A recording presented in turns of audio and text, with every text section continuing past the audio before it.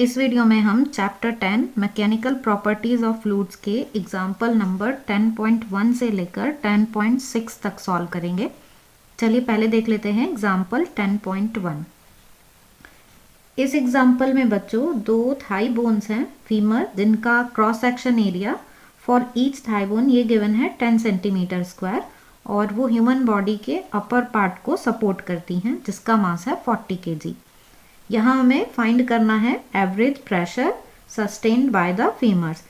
तो यहाँ हमको एक थाई बोन का जो क्रॉस सेक्शन एरिया है वो गिवन है, तो हम लिख लेते हैं इसको।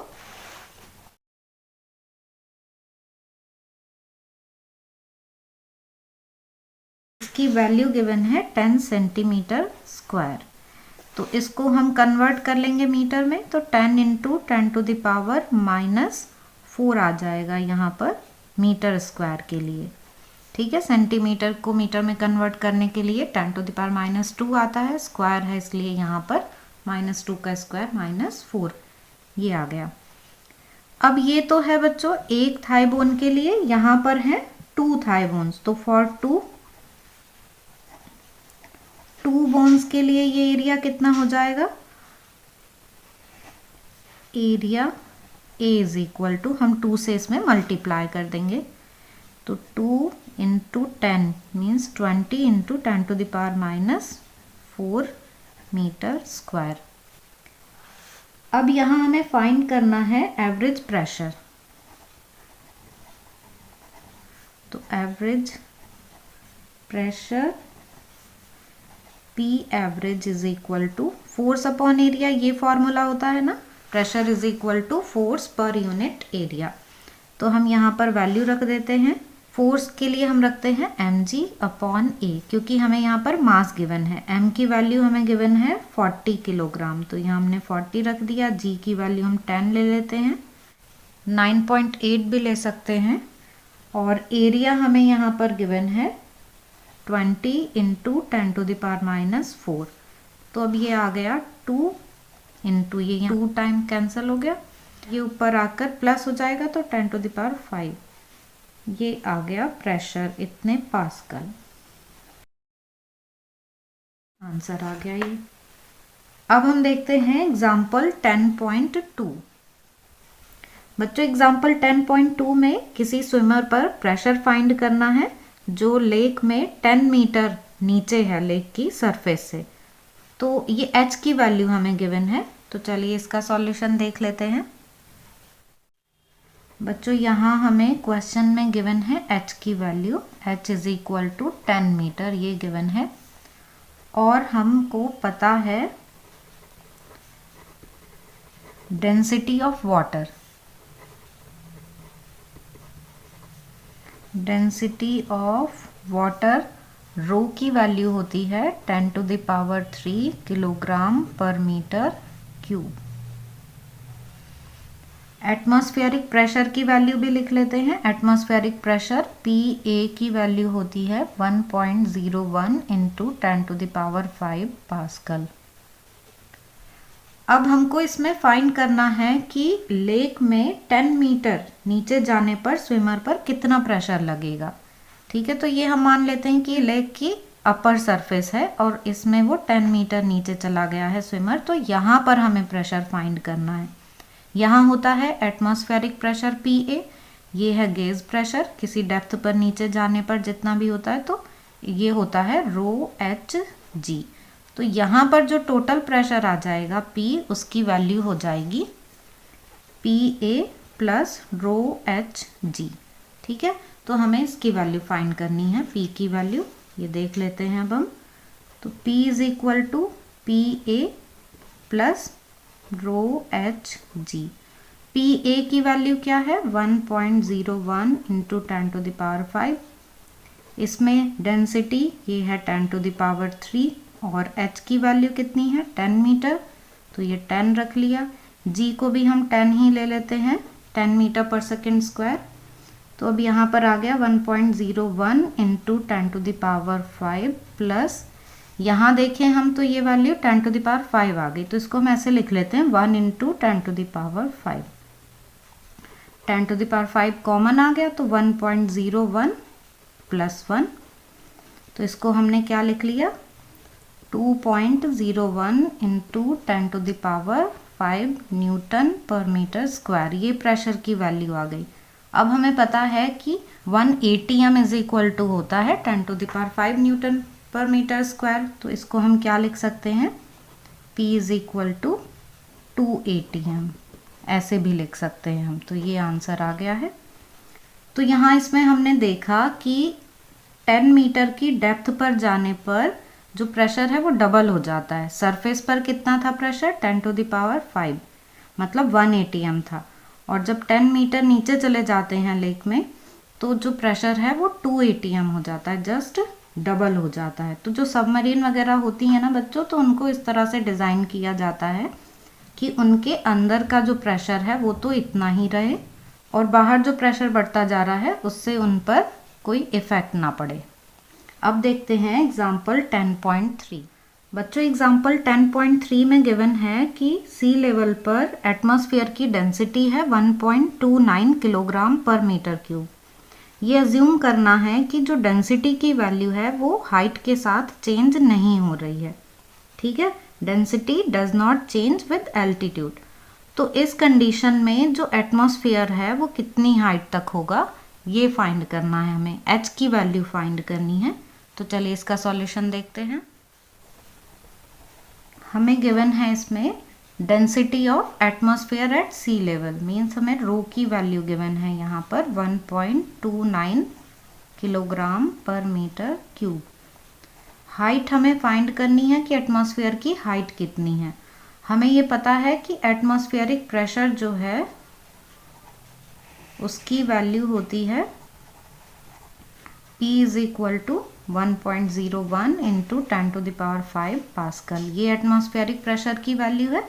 तो अब हम यहाँ पर फॉर्मूला अप्लाई कर देंगे, P is equal to ρgh, और यहाँ से h की वैल्यू क्या आ जाएगी P/ρg। इसमें वैल्यूज रख देते हैं। P की वैल्यू 1.01 × 10⁵ और डेंसिटी की वैल्यू कितनी है 1.29। G की वैल्यू हम यहाँ पर 10 लिख लेते हैं, तो ये G की वैल्यू 10। अब इसको सॉल्व करना है हमें, तो 101/129 × 10⁴ इस तरह से लिख सकते हैं। अब इसको डिवाइड कर लेंगे, तो डिवाइड करेंगे बच्चों तो ये वैल्यू हमें नियरली इक्वल टू मिल जाएगी 0.8 × 10⁴ मीटर, या फिर हम ऐसे लिख सकते हैं h is equal to 8 kilometre. ये नियरली इक्वल वैल्यू है, तो ये h की वैल्यू आ गई 0.8 × 10⁴ मीटर, और इसको हमने लिख लिया नियरली इक्वल टू 8 किलोमीटर। अब देखते हैं हम एग्जाम्पल 10.4। बच्चों एग्जाम्पल 10.4 में हमें किसी ओशन में 1000 मीटर की डेप्थ पर फाइंड करना है A पार्ट में एब्सोल्यूट प्रेशर, B पार्ट में गेज प्रेशर, और C पार्ट में हमें फाइंड करना है फोर्स। किसी सबमरीन का हमको विंडो का एरिया गिवन है, तो उस सबमरीन पर कितना फोर्स लग रहा है ये फाइंड करना है। तो पहले A पार्ट देख लेते हैं, what is the absolute pressure at 1000 metre depth. यहाँ हमें क्वेश्चन में गिवन है depth h is equal to 1000 metre, density हम लेकर चल रहे हैं 1.03 × 10⁻³ किलोग्राम पर मीटर क्यूब, और g की वैल्यू हम 10 मीटर पर सेकेंड स्क्वायर लेंगे। A पार्ट में हमें फाइंड करना है एब्सोल्यूट प्रेशर, तो हमको पता है कि किसी डेप्थ में जाने पर जो डेप्थ पर प्रेशर होता है वो कितना होता है atmospheric pressure plus gauge pressure h/ρg। तो अब हम यहाँ पर वैल्यू रख देते हैं। एटमॉस्फेरिक प्रेशर जो है उसकी वैल्यू क्या होती है 1.01 × 10⁵, और यहाँ h की वैल्यू है 1000, इसको हम 10⁻³ लिख लेते हैं। डेंसिटी यहाँ हमें गिवन है 1.03 × 10⁻³, ये हो गई डेंसिटी की वैल्यू, और g की वैल्यू 10।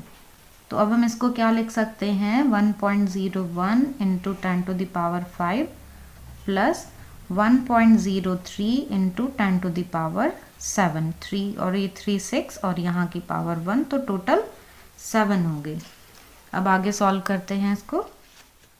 तो प्रेशर की value P is equal to, यहाँ पर हम ऐसा करते हैं कि इनको ऐड तभी कर सकते हैं जब पावर सेम हो, तो हम पावर सेम कर लेते हैं पहले। तो 1.01 इंटू 10⁵ और इसको हम लिख लेते हैं 103 इंटू 10⁵। ठीक है, हमने इसमें 100 से मल्टीप्लाई कर दिया तो ये 103 हो गया और यहाँ पे पावर 5 आ गई। अब 10⁵ कॉमन, तो 1.01 प्लस 103 ये आ गया। इनको ऐड कर लेते हैं, तो इनको ऐड करेंगे तो ये आ जाएगा 104.01 इंटू 10⁵ पास्कल। ये प्रेशर की वैल्यू आ गई है, एब्सोल्यूट प्रेशर जो 1000 मीटर डेप्थ पर है। ये 10⁵ जो है बच्चों, ये 1 ATM की वैल्यू होती है, तो इस तरह से हम इसको ऐसे भी लिख सकते हैं 104 ATM atmospheric pressure.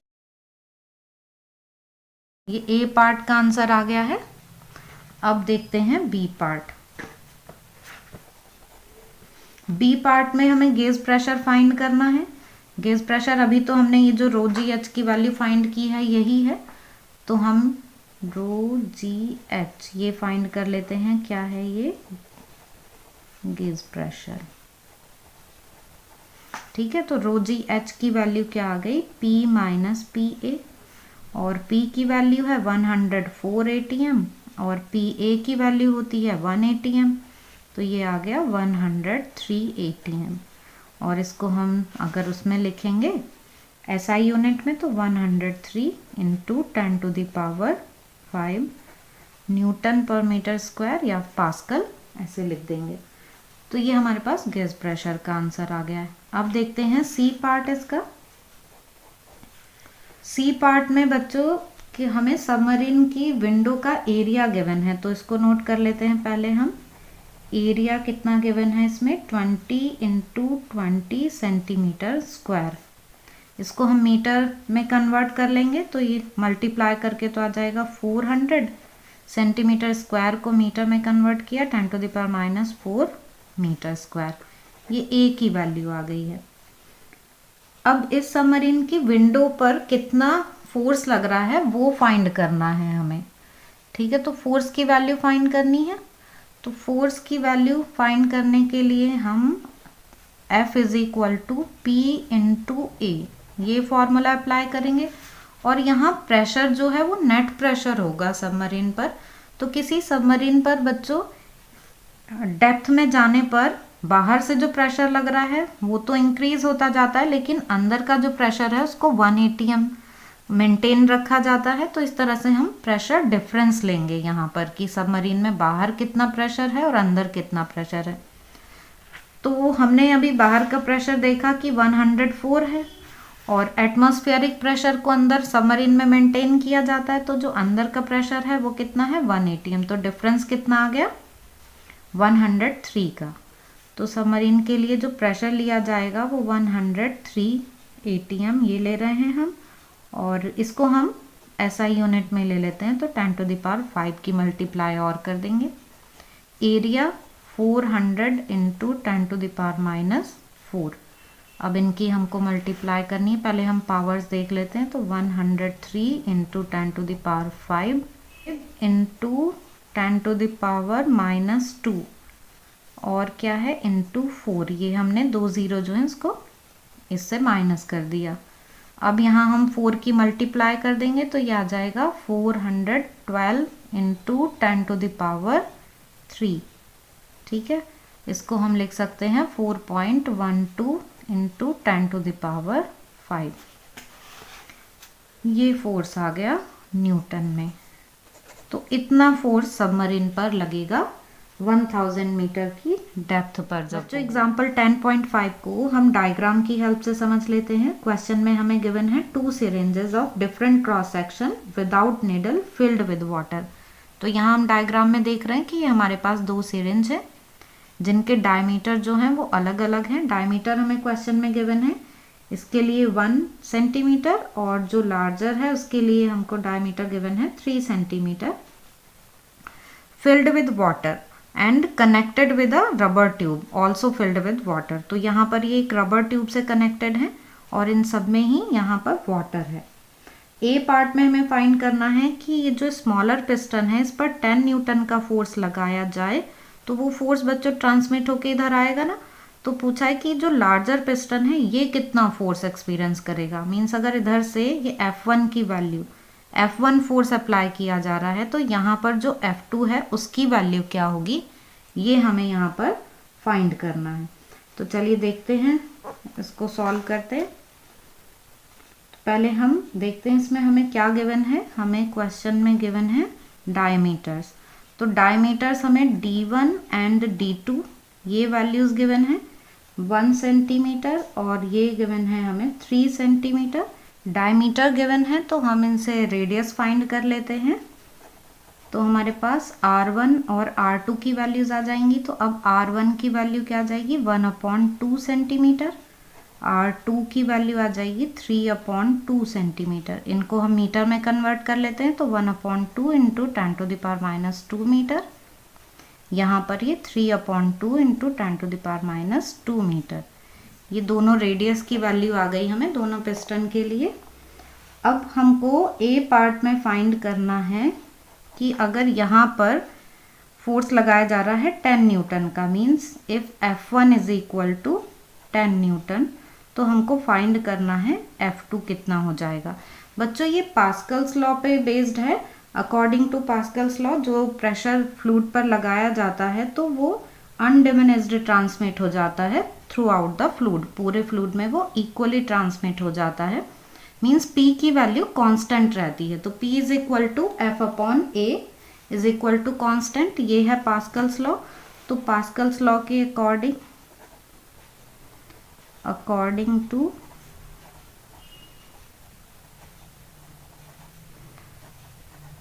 Pascal's law F1/A1 is equal to F2/A2। यहाँ से हमें फाइंड करना है F2। तो F2 की वैल्यू क्या हो जाएगी A2/A1 इंटू F1। अब A2 मीन्स हम यहाँ पर अब एरिया की वैल्यू रख लेते हैं। ये पिस्टन है ना तो हम इसको πr² इस फॉर्म में लिख लेते हैं। A2 है तो यहाँ R2 आ जाएगा और यहाँ पर R1 आ जाएगा। तो A2 πr2², A1 πr1² और यहाँ F1। पाई से पाई कैंसिल हो गया। R2 और R1 की वैल्यू रख देते हैं। R2 की वैल्यू है बच्चों 3/2 इंटू 10⁻², इसका स्क्वायर, और यहाँ 1/2 इंटू 10⁻², इसका भी स्क्वायर, और F1 की वैल्यू है 10। तो यहाँ पे हमने 10 रख दिया। अब हम देखें तो ये तो वैल्यूज़ कैंसिल हो जाएंगी और यहाँ 2 से ये 2 भी कैंसिल हो जाएगा। तो सिर्फ क्या बचेगा यहाँ पर 3 और 3 का स्क्वायर 9। तो 9 इंटू 10 ये आ जाएगा, मीन्स 90 न्यूटन आ जाएगा आंसर। कि जो F2 की वैल्यू है वो 90 न्यूटन हो गई। तो यहाँ हमने देखा कि अगर 10 न्यूटन का फोर्स अप्लाई करते हैं तो इधर वो जो फोर्स है वो हो जाता है 90 न्यूटन का, मीन्स 9 टाइम्स ये इंक्रीज हो जाता है। अब इसका बी पार्ट देखते हैं। बी पार्ट में है if the smaller piston is pushed through 6 centimetre, कि ये जो छोटा है, ये छोटा वाला पिस्टन, ये इतना फोर्स लगाने से 6 सेंटीमीटर तक अगर मूव करता है तो जो लार्जर पिस्टन है वो कितना मूव करेगा। ये तो डाउनवर्ड डायरेक्शन में मूव कर रहा है पिस्टन, यहाँ से फोर्स लगाई गई, तो यहाँ पर जो फोर्स लगेगी वो अपवर्ड डायरेक्शन में लगेगी। तो अब ये ऊपर की तरफ कितने सेंटीमीटर मूव करेगा अगर ये 6 सेंटीमीटर मूव करता है, तो ये बताना है हमें। बच्चों यहाँ हम देख सकते हैं कि वाटर का जितना वॉल्यूम डाउनवर्ड डायरेक्शन में शिफ्ट हो रहा है उतना ही यहाँ पर अपवर्ड डायरेक्शन में शिफ्ट होगा। मीन्स जो वॉल्यूम है वो सेम रहेगा वाटर का। तो हम इसको ही यूज़ करके ये फाइंड कर लेंगे कि यहाँ कितने सेंटीमीटर तक का जो पिस्टन है वो मूव करेगा अगर इधर 6 सेंटीमीटर मूव किया है। तो वॉल्यूम को इक्वल रख के हम फाइंड कर लेते हैं। इसका आंसर सेम है, means V1 is equal to V2, और वॉल्यूम का फॉर्मूला एरिया इंटू जो हाइट है वो, तो हम यहाँ पे इसको एल की फॉर्म में लिख ले रहे हैं। तो A1 L1 is equal to A2 L2। यहाँ से अब हमें L2 फाइंड करना है, तो ये आ जाएगा A1 upon A2 into L1। अब A1 A2 की वैल्यूज रख देते हैं हम, मीन्स हम इसको ऐसे रखते हैं पाई R1 square upon pi R2 square into L1। पाई से पाई कैंसिल हो गया, R1 की वैल्यू 1/2 इंटू 10⁻⁻2 इसका स्क्वायर, और इधर 3/2 इंटू 10⁻⁻2 का स्क्वायर, और L1 की वैल्यू हमें कितनी गिवन है 6 सेंटीमीटर। तो इसको हम कन्वर्ट कर लेते हैं मीटर में, तो 6 इंटू 10⁻2 मीटर। यहाँ हम लिख लेते हैं कि हमको L1 गिवन है 6 सेंटीमीटर। अब यहाँ पर ये तो कैंसिल हो गई पावर्स, और ये 2 से 2 भी कैंसिल हो गया, ये आ गया 3 का स्क्वायर 9 अपॉन में, मीन्स 6 अपॉन 9 इंटू 10⁻⁻2, या इसको हम लिख लें 2/3 इंटू 10⁻⁻2, और 2/3 की वैल्यू ये क्या आ जाएगी 0.66 ऐसे आती चले जाएगी, तो हम इसको 0.67 इंटू 10⁻⁻2 मीटर ये लिख लेते हैं, या सेंटीमीटर में 0.67 सेंटीमीटर। तो आपने देखा कि पहले पिस्टन में जो लेंथ में चेंज आया, पिस्टन ने मूव किया 6 सेंटीमीटर तक, तो दूसरे पिस्टन में एरिया ज़्यादा होने की वजह से ये जो लेंथ है ये 0.67 सेंटीमीटर ही रही।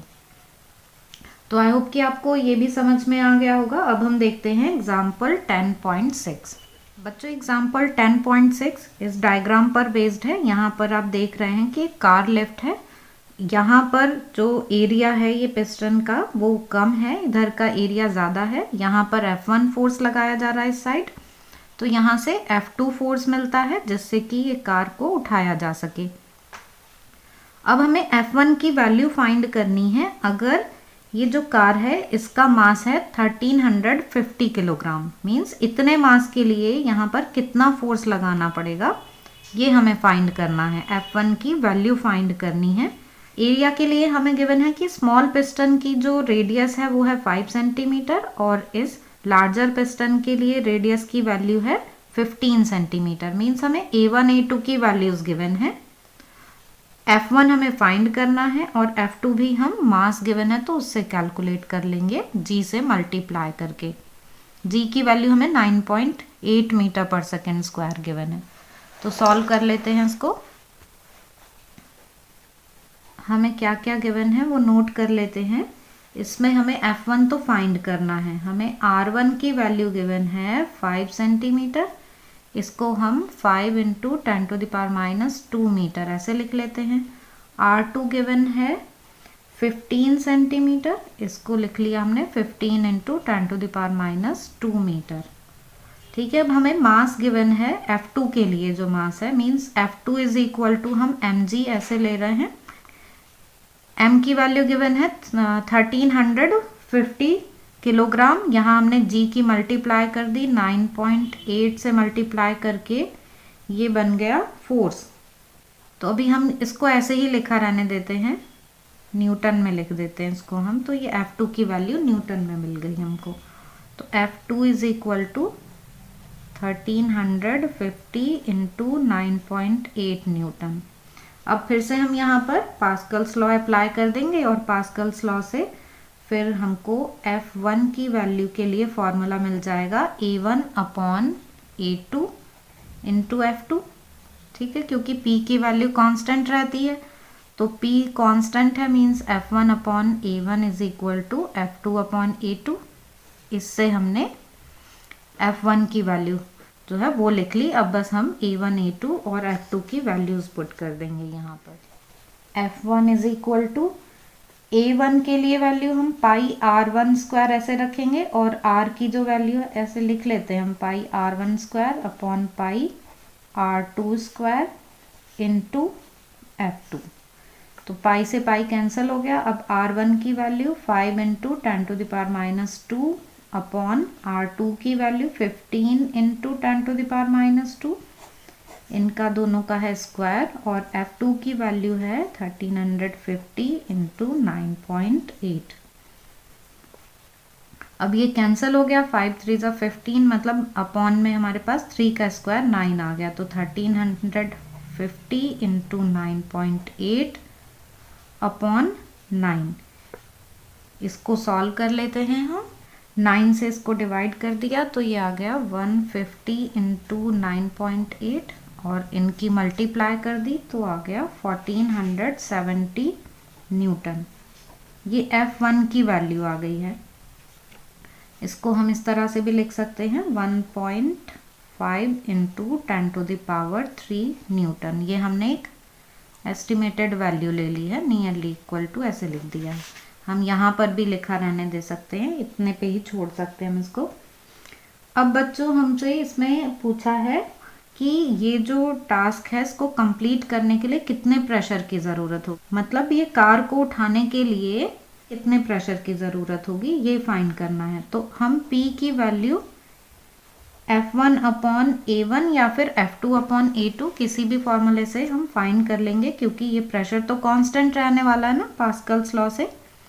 तो अब F1 की वैल्यू कितनी है 1.5 इंटू 10⁻³ ये लिख लिया हमने, और A की वैल्यू πr² और R की वैल्यू यहाँ पे चलिए हम पहले इसको यहाँ लिख देते हैं F1 अपॉन πr1²।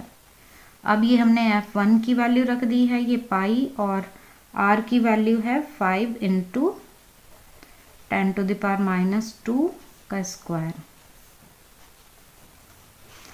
तो अब यहाँ ये 5 का स्क्वायर आ गया 25, मतलब 1.5 अपॉन, और यहाँ हमको पाई की भी वैल्यू रखनी होगी 3.14 इंटू 25, और ये जो 10⁻⁴ है ये यहाँ पर जाकर प्लस वैल्यू हो जाएगी, +4 और +3 ये आ गया 10⁻⁷।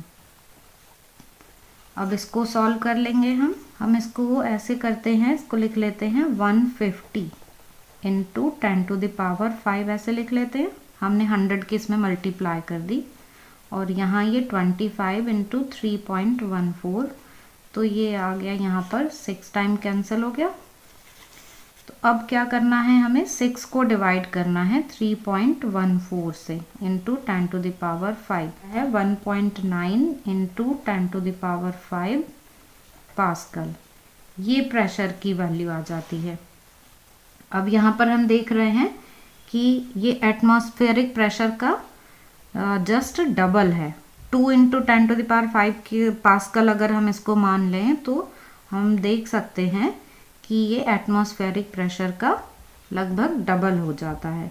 तो इसी पर काम करते हैं ये हाइड्रोलिक लिफ्ट जो हैं या हाइड्रोलिक ब्रेक्स जो हैं इसी तरह से काम करती हैं। तो बच्चों आई होप कि आपको ये सारे एग्जाम्पल्स 1 to 6 समझ में आ गए होंगे। फिर भी आपके कोई डाउट्स हों तो आप कमेंट सेक्शन में पूछ सकते हैं।